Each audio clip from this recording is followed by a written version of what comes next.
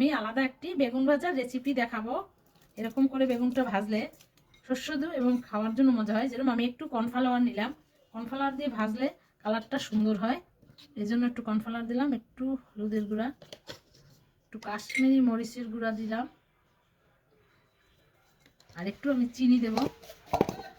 আমি একটু চিনি দিলাম, চিনিটা নরম এবং তুলতুলে হয়, এই জন্য আমি এটা দিয়ে মাখাবো। আর একটু কাঁচামরিচ বাটা দেবো, আর একটু রসুন বাটা দেবো। বেগুনে সবসময় একটু রসুন বাটা দেবেন, খেতে অনেকটা টেস্ট এবং মজা হয়। এরকম করে বেগুনটা মেখে 1 ঘন্টা রেখে দেবো।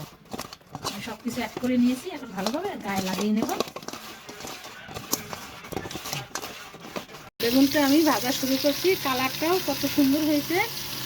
এখন আমি মাত্র তেলে দিয়েছি।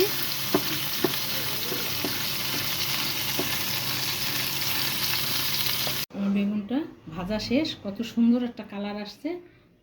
দেখেন আমার বেগুন ভাজা হয়ে গেছে।